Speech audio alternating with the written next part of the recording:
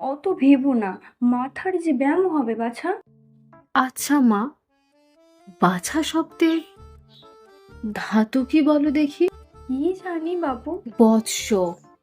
আজ তুমি যা বাছা বলছো, 2000 বৎসর পূর্বে তাকে বাছা বলা হতো।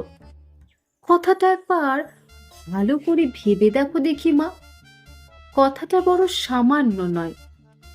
এ কথা যতই ভাববে ততই ভাবনার শেষ হবে না। যে ভাবনা শেষ হয় না সে ভাবনার দরকার কি বা? ভাবনা তো তোর চিরকাল থাকবে। ভাত যে শুকোয়, লক্ষ্মী আমার একবার ওর। কি বললে মা? লক্ষ্মী? কি আশ্চর্য! এককালে লক্ষ্মী বলতে দেবী বিশেষকে বোঝানো হতো। পরে লক্ষ্মীর গুণ অনুসারে সুশীলা স্ত্রীলোককেও লক্ষ্মী বলতো। কালক্রমে দেখো, পুরুষের প্রতিও লক্ষ্মী শব্দের প্রয়োগ হচ্ছে। একবার ভেবে দেখো মা, আস্তে আস্তে ভাষার কেমন পরিবর্তন হয়। ভাবলে আশ্চর্য হতে হবে। আমার কি আর কোনো ভাবনা নেই নুরু? আচ্ছা, তুই তো এত ভাবিস, তুই বল দেখি, উপস্থিত কাজ উপস্থিত ভাবনা ছেড়ে এসব বাজে ভাবনা নিয়ে থাকা কি ভালো? সকল ভাবনারই তো সময় আছে। এই কথাটা কি বড় গুরুতর মা? আমি হঠাৎ উত্তর দিতে পারবো না। এটা কিছুদিন ভাবতে হবে, ভেবে পরে বলবো। আমি যে কথাই বলি, তোর ভাবনা তাতে কেবল বেড়েই ওঠে, কিছুতেই আর কমে না। কাজ নেই বাপু, আমি আর কাউকে পাঠিয়ে দিই।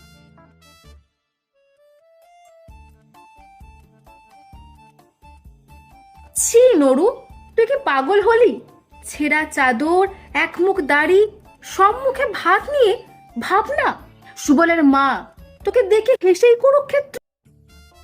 কুরুক্ষেত্র আমাদের আর্য গৌরবের শ্মশান ক্ষেত্র। মনে পড়লে কি শরীর রোমাঞ্চিত হয় না? অন্তঃকরণ অধীর হয়ে ওঠে না? আহা, কত কথা মনে পড়ে, কত ভাবনায় জেগে ওঠে। বলো কি মাসি, হেসেই কুরুক্ষেত্র? তার চেয়ে বলো না কেন, কেঁদেই কুরুক্ষেত্র? ও মা, এই যে কানতে বসলো, আমাদের কথা শুনলে কি এর শোক উপস্থিত হয়? কাজ নেই বাপু?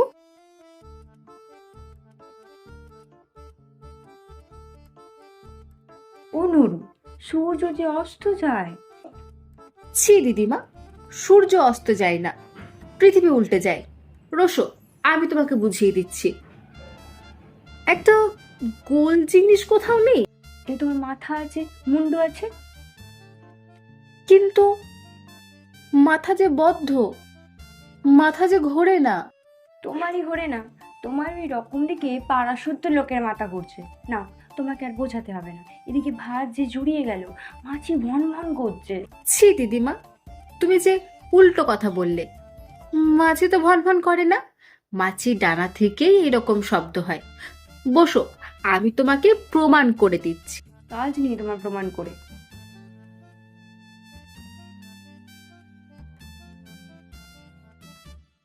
জাদু, তোমার মামাকে দণ্ডবৎ করো। ছি মা, ওকে ভুল শিখিও না। একটু ভেবে দেখলেই বুঝতে পারবে, ব্যাকরণ অনুসারে দণ্ডবোধ করা হতেই পারে না, দণ্ডবোধ হওয়া বলে। কেন বুঝতে পেরেছো মা? কেননা দণ্ডবোধ মানে। না বাবা, আমাকে পরে বুঝিয়ে দিলেই হবে। তোমার ভাগ্নিকে তুমি এখন একটু আদর করো। আদর করব? আচ্ছা, এসো আদর করি। কি করে আদর আরম্ভ করি? রসো, একটু ভাবি। আদর করবে, তাতেও ভাবতে হবে নুরু। ভাবতে হবে না মা? বলো কি, ছেলেবেলাকার আদরের ওপর ছেলের সমস্ত ভবিষ্যৎ নির্ভর করে, তা কি জানো?